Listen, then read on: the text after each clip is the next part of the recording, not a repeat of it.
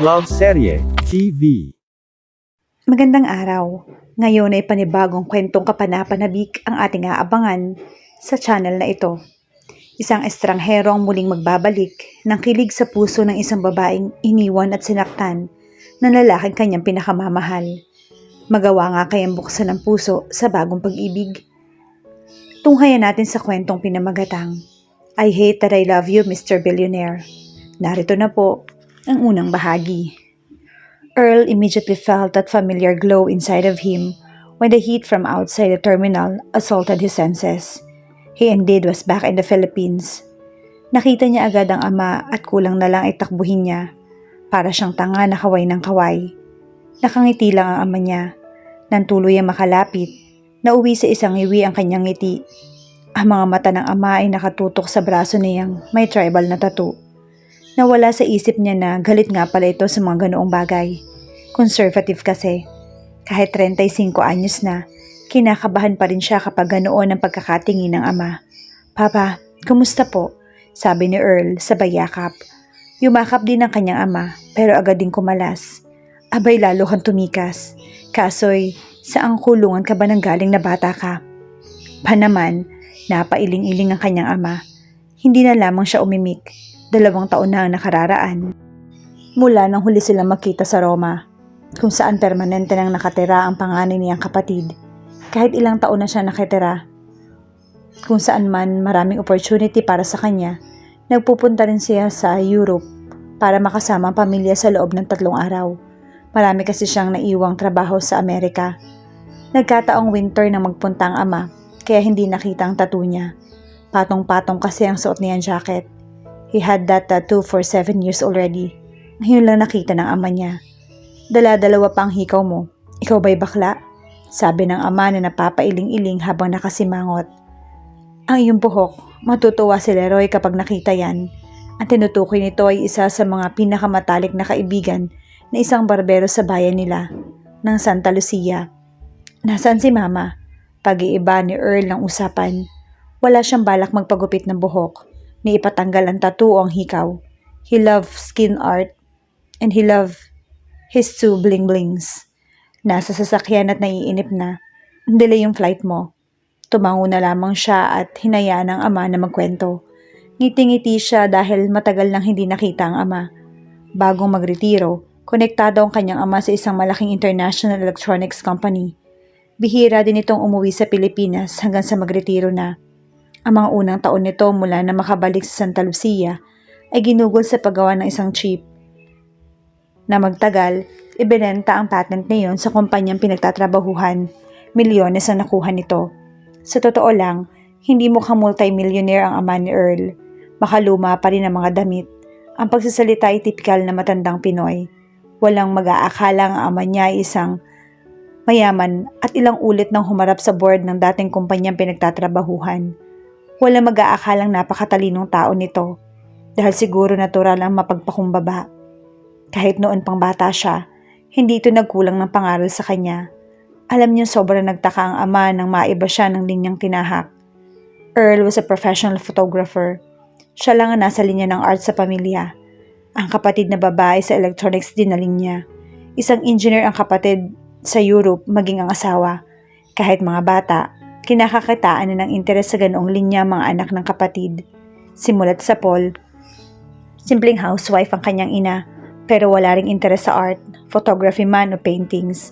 Ang sabi ng ama niya malamang nasa side ng kanyang ina nakuha ang hilig na yon. Ang sabi naman ng ina, may isa raw itong tiyuhin na noong nabubuhay pa ay mahilig kumuha ng mga litrato kahit hindi profesional. Hindi na mahalaga kay Earl kung saan nakuha ang hilig at talentong iyon. All that was important was his art. He lived for it. He saw something different. He could look at a ruined building and find beauty in it. Sa ngayon, balak niya magtagal sa bansa. Gusto niya sa Pilipinas ihanda ang lahat ng materials para sa kanyang susunod na exhibit.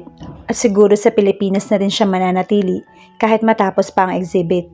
Depende kung mahahanap niya na roon ang sarili. Aside from selling his works for unbelievable sums of money, Earl also took jobs from designers, celebrities, and fashion magazines.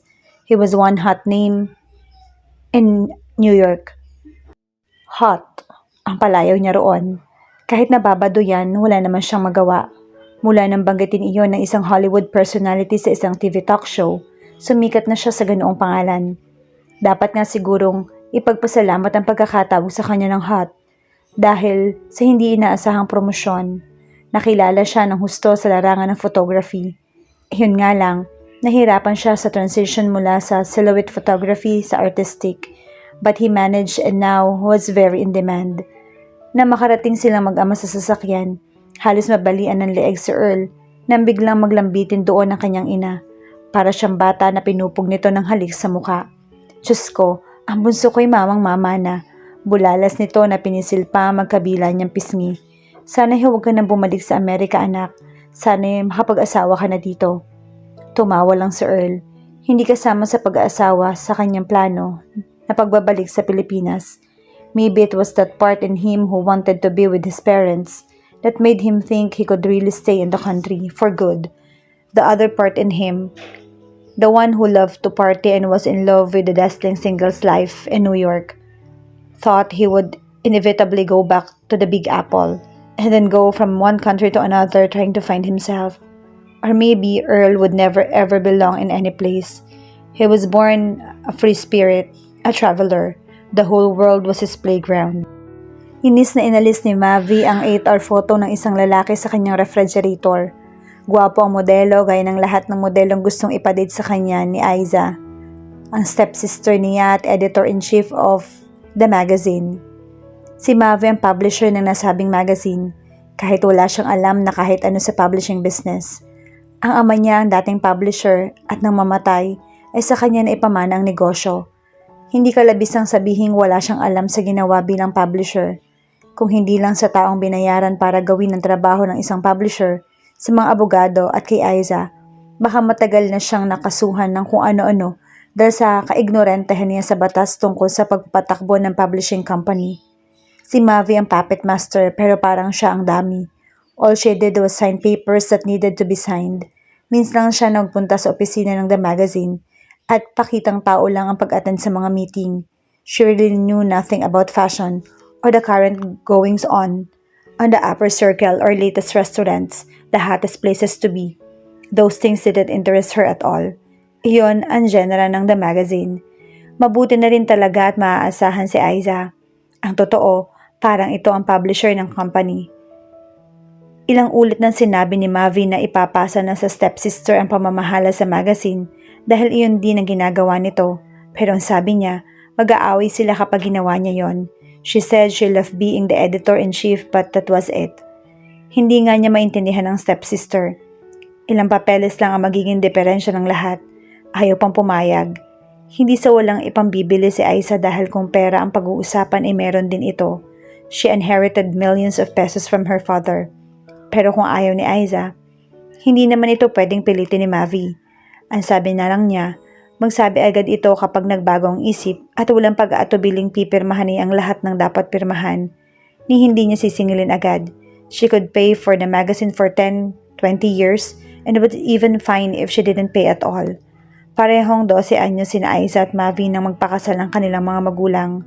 Nung una hindi sila close, pero hindi rin naman magkaaway. Sa umpisa pa lang, malinaw na kay Mavi na magkaiba sila ng direksyon tatahakin sa buhay. Siya ang sporty, si Aiza naman ang trendy. Siya ang athlete, si Aiza ang cheerleader. Si ay boyish, ang babae ay kikay. Hanggang sa ang kakikayan ng stepsister ay nauwi sa sophistikasyon, nanatili siya sa nakasanayan. Nang tumungtong ng college, saka sila naging magkaibigan. They became the best of friends. Marami nga nagtaka, kabilang na ang kanilang mga magulang, dahil napakalayo ng personalidad nila. Kung may pagkakapareho man sila, yun siguro ang kakaibang determinasyon nila at tapang. Mavi had a master's degree in education, while Aiza was a double degree holder, mass communication and journalism. They were both turning 30 that year, and they were both single. Aiza was popular with the guys, had always been. Hanggang ngayon, ang alam niya ay marami pa rin itong nakakadate na may mga sinasabing binata. Napakaganda kasi niya, isang fashion icon. She was a celebrity. Siya naman ay ilang taon ng single at walang manliligaw. Hindi lang si Aiza nagtutula kay Mavi na lumabas-labas, makipag-date, meet new people. Every member of her family did the same thing. Siya ang topic tuwing may okasyon sa side ng kanyang mga ina na matagal nang pumanaw. Malapit siya sa mga kamag-anak niya sa magkabilang side. Si Aiza naman ay mas close pa sa pamilya niya at sa kanyang ina ni hindi man ito kadugo kaysa sa sariling pamilya. At siguradong si Aiza rin na nag-ipit ng picture sa refrigerator. May susi ito sa bahay niya at ilang ulit na ring nag-iwan ng mga picture, mga model ng The Magazine businessman na nakikilala, mga abogado, doktor. Daig pa ni Aiza ang may dating service agency.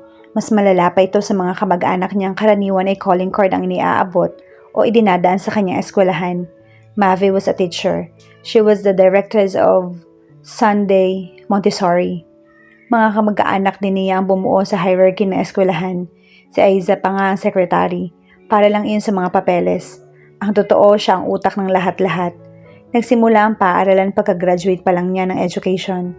Nung panahong iyon, ang kanyang ama ang director, kahit siyang may gustong magtayo ng paaralan. And that was 9 years ago. Nagsimula ang paaralan sa nursery hanggang preparatory lang ang ino-offer. Nagturo at namahala siya roon habang nagmamasters. At nang makuha ang degree, ipinasa na sa kanya ang pamamahala sa paaralan. Sa ngayon, hanggang grade 6 na ang ino-offer ng paaralan. Nasa isang exclusive subdivision iyon sa Quezon City. Maraming graduates ng school ay valedictorian o kabilang sa mga nagtatap sa klase sa kahit saang school. Garantisado iyon. Hindi lugi ang mga magulang na may kataas ang tuition fee ng school nila. Iyon ang dahilan kung bakit palaki ng palaki ang student population nila. Matagal nang pwedeng mag-offer si Mavi ng high school, pero mas gusto talaga niyang elementary education lang ang ituro. Siguro dahil mas feeling ang maghulma ng mga bata na isasabak pa lamang sa high school. Gusto niyang tutok na tutok sa bawat estudyante. Oh, she loved kids. Iyon mismo ang dahilan kung bakit gusto niya magturo at kung bakit naging tampulan siya ng kantsaw sa pamilya. Ang hilig-hilig daw niya sa mga bata pero mukhang hindi naman daw niya magagawang magkaanak at tatandang dalaga na lang. It seems that everyone was getting more and more terrified of the idea each day. At mukhang mas mag-aalala pa ang lahat ng tao sa paligid niya kaysa kay Mavi. The truth was, she's now avoided attending family functions. Palagi siyang nasa hot seat. At kapag na-hot seat sa pamilya, siguradong mag-iinit talaga ang puwet niya sa kinauupuan. Hindi titigil ang lahat hanggat hindi siya pulang-pula.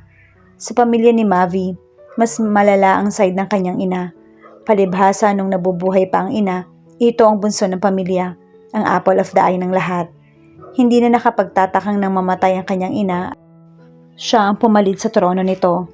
And it also didn't help that 6 years ago, she was 23 then. She had formally introduced to them for her fiancé, her college sweetheart, co-athlete, Marvi.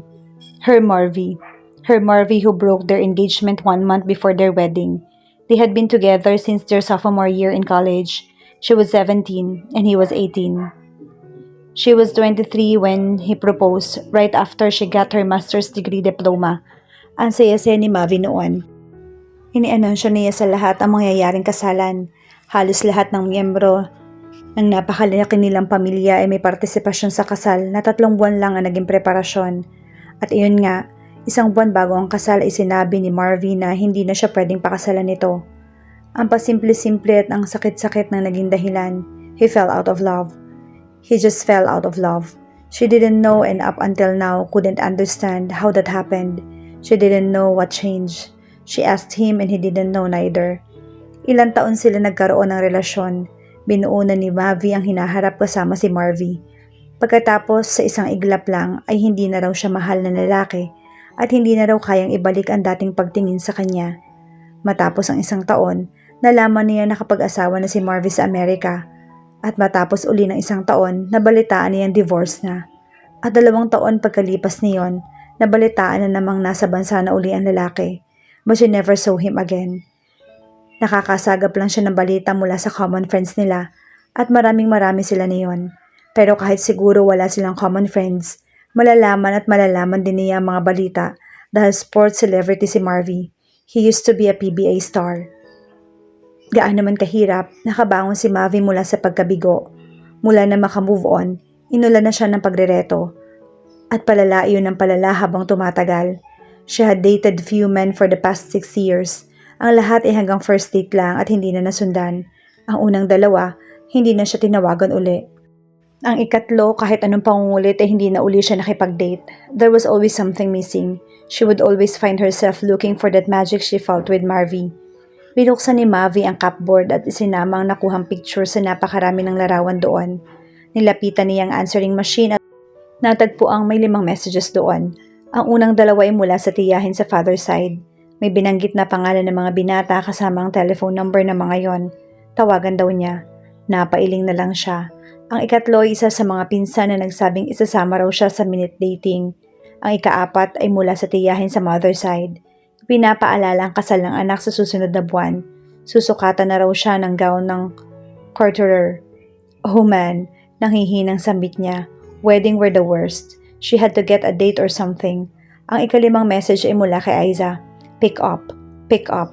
Iyon ang laging bungad nito na parang palaging naghihinala na nandoon siya at ayaw lang sagutin ang telepono. And then Mavi heard her sigh. That model in the photo is Adam. I heard he's damn but well endowed. Have you read this month's issue? That article about how people need sex. So even if you don't want to date him, maybe you could try to bed him or something. You owe yourself some great sex, honey. Ciao. Napangiti si Mavi. Habang pailing-iling sa kinuha uli yung picture ng modelo. Na-curious tuloy siya. The guy didn't look dumb at all. Hindi maiwasan dumako ang paningin niya sa zipper ng pantalon ng lalaki. Napailing na naman siya.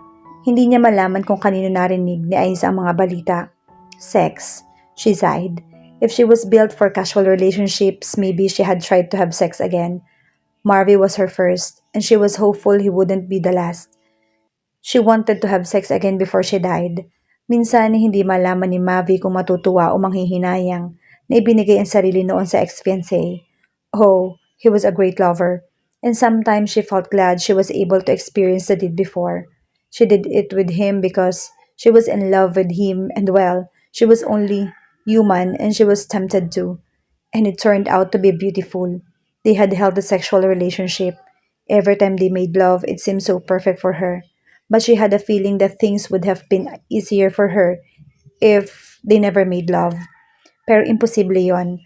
Nakaka-overwhelm kasi noon ang pagmamahal niya para kay Marvy. At ilang taon na naging relasyon nila. At hayun nga, bigla na lang nawala. At sobra siyang nahirapan dahil ang ex-fiancé ang una sa lahat ng bagay. First love, first kiss, first touch, first to have made love with her. Mavi sighed once more. She wondered why she hadn't seen him yet when they both live in the same city. He was now a businessman. Ang lalaki na raw ang naghahandle ng kumpanya ng pamilya. Before that, he became a basketball player in the PBA after he graduated in college. Supportive girlfriend siya na palaging present kahit sa practice ni Marvy dahil isa rin siyang athlete. Nung college habang player ng NCAA si Marvy, siya naman ay tumarayo sa ibang school kasama ang team ng school nila. Track and field ang kanyang sport.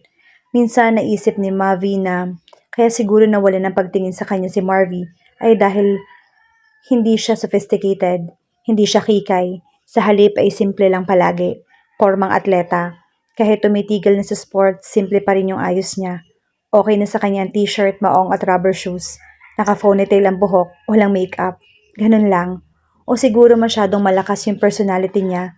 Yun naman ang opinion ng kapatid niya. At mahinang klase raw si Marvy. He couldn't handle her and he realized that at the last minute. Lalong sumasakit yung ulo niya sa pag-iisip sa sinabi ng stepsister. But maybe it was true. Sa mga bata lang siya gentle, sa iba ay matapang, matare at suplada na. Ayun ang tatanga-tanga. Galit siya sa mga bastos. Wala siyang arte sa katawan at nagiinit ang ulo sa mga ganoong tao. Mavi wanted always to be in control. She was a control freak like Aiza. She could always be on top. She was very competitive. Kaya siguro mahusay rin siyang atleta at nanghihinayang ang kanyang trainer na magpa siyang iwan ng track and field at mag-focus sa pag-aaral at pagtuturo. Kinukumbisi pa nga siyang bumalik kahit ilang taon nang tumigil sa nasabing sport. But she didn't. Once she had made a decision, she stuck with it. Akala niya dati ay perpekto sila ni Marvy. Sabay pa nga sila nag-gym noon. Kahit pinagsasabay ang pagtuturo at pag-aaral, marami pa rin siyang oras para sa kanilang dalawa. Pero wala ngang perpekto sa mundo. Inilabas ni Mavi mula sa bag ang finger paintings ng mga estudyante niya. Sa nursery siya nagtuturo. Maya-maya, Suot na niya ang salamin sa mga bata. Nakataas ang buhok sa pamamagitan ng ballpen habang tinatatakan ng star ang obra ng kanyang mga alaga. Aiza, are you out of your damn mind? Napahawak sa noo si Mavi habang binabasa ang article ng The Magazine. Kausap niya sa telepono ng stepsister. Nakatanggap siya ng ilang emails dahil sa article. May ilan nagpahayag ng inis pero karamihan ay nagpakita ng kilig at interes. The article was entitled The Perfect Man. Tungkol iyon sa isang escort for hire for the wealthy na ayon sa rin sa article ay cast iron discretion. May picture pa ng likod ng lalaki, pero silhouette lang. Ang maaaninag lang ay makinis at perpektong likod, mula leeg hanggang ibabaw ng puwet. Si Aiza mismo ang nag-interview sa lalaki. The article was mostly about the nature of man's work. Pero sa huli, may nakalagay na email address kung paano makokontak iyon. To some people, it was an advertisement of prostitution. Is this even true? Napailing-iling si Mavi. Oh, you insult me. Maria Victoria. Really you do? Halatang hindi nagustuhan ni Aiza ang narinig nito dahil binuo ang pangalan niya. Napangiwi tuloy siya. She hated that name. Mabuti na lang at bulol siya hanggang 5 years old at nakuha lang bigkasin ang buong pangalan ng grade 1 na Mavi. Mavi tuloy ang naging palayaw niya. I am a teacher. So what? Everyone knows you only inherited magazine from daddy. Yun ang tawag ni Aiza sa kanyang ama. Huwag mo sabihin tinataasan ka ng kilay ng mga magulang ng mga estudyante mo. Yung iba, noon pa. Pero sa school pa rin nila ini-enroll ang anak nila, tama? You know why? Because you're a damn good teacher and your school is one of the best. So what if you publish the magazine? Wala naman basto sa magazine natin. I received an email saying, we're advertising prostitution, right? I received an email like that too. Maybe it became from the same person, but we're not. He's a professional man, okay? Siya na mismo nagsabi at nakalagay naman sa article. He mostly takes women out to parties or functions. He's not exactly a prostitute. Besides, nakalagay namang walang kinalaman ng The Magazine sa kanya. I cannot believe you.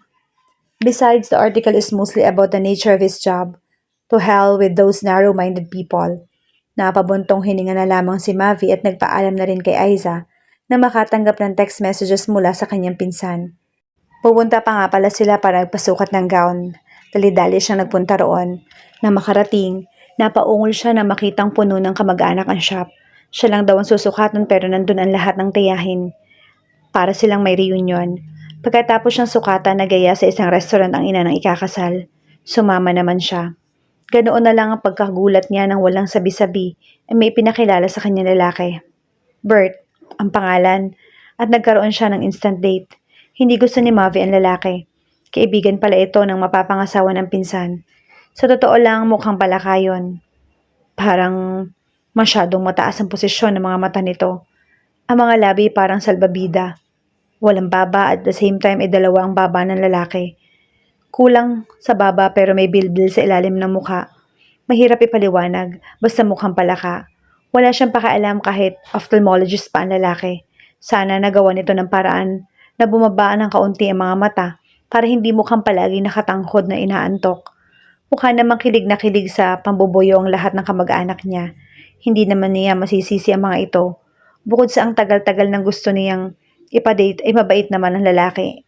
In fairness, kaso, hindi niya matake ang lalaki. Alam niyang hindi siya kagandahan pero ayaw niyang bababa sa 5 sa kartada. Ang kartada ni Bert ay 2 lang. Na mapag-alaman na, umuwi agad si Mavi para hindi mabigyan ng pagkakataon si Bert na mahingi ang number niya. It was a futile effort, she thought while driving home, because she figured her aunts had probably given him her number already. Nasa labas pa lang ay dinig na ang pagriring ng telepono sa loob ng bahay. Naabutan naman niya, ang tiyahin na tumatawag. How do you find Bert? Okay lang, malami ang sabi ni Marvy. Sana magets na ng tiyahing ayaw niyang manakit ng damdamin at sabihin, mukha siyang palaka. Ayaw niya. Well, he likes you. Literal siyang kinilig sa pandidire. Yeah. Yes, siya nga pala. Naikuha ka na namin ng plane ticket. Hindi nakakibo si Mavi. Sa Negros ikakasal ang pinsan. Sa asyenda na napangasawa nito. Mayaman na lalaki. Lahat ng ebetado ay may libreng plane ticket at doon magpapalipas ng ilang araw para sa bridal shower. May pre-wedding barbecue pa. May pre-wedding dinner din bago ang mismong araw ng kasal. Tradisyon daw iyon ng pamilya ng kabilang partido. Naka-oo na siya noon na sasama sa lahat ng iyon. Ngayon nakilala si Bert, parang gusto niya dumating na lang sa mismong araw ng kasal at umuwi rin agad pagkatapos. Magkatabi kayo ni Bert sa eroplano, sabi ng pinsan. Mukhang napaka-speakerphone pa ng dalawa. Gusto niyang kalbuhin ng pinsan. Parang noon ay hindi ito gwapong-gwapo kay Marvy. Paano nito naisip na magugustuhan niya si Bert? Nako tita, may kasama po kasi ako. Babanggatin ko nga po sana. Siyempre na may ticket na rin si Aiza. Agaw ng tiyahin na bahagyang kinaiinis ni Mavi. Bakit naisip ng dalawa na si Aiza yung tinutukoy niya? Noon siya napatingin sa article na nagpasakit sa kanyang ulo kanina. Actually, I'm coming with a date. Ang dalawa naman ang hindi nakakibo. Panay ang hagod niya sa nakakunot na noo. Why didn't she just keep her mouth shut? But she didn't want to take back what she said. So she went on with a lie. I'm seeing someone lately. And you didn't tell us. Bulalas ang tiyahin. Ano bang itsura niyan? Gwapo ba yan? May panama ba yan kay Bert? Oo naman tita. My goodness. Hindi na napigilan pa ni Mavi ang sarili. Pinagmasdan uli ang silhouette ng lalaki sa magazine. He's a whole lot of man. Nice back. Tight ass. Napangiwi siya. Tiyahin nga pala niya ang kausap. Mami, she saw his ass already. Dinig niya sabi ng pinsan. Mukhang kinikilig. Isang he ang narinig niya sinabi ng tiyahin. Napangiti tuloy siya. Anyhow, I have to go now, tita. I'm waiting for this and his call actually. I'll call up this week, okay? Nagpaalam na rin ang dalawa. Tinawagan niya agad si Aiza. Aiza, how much does that boy charge for a 5-day date? Aiza laughed. Mavi screamed.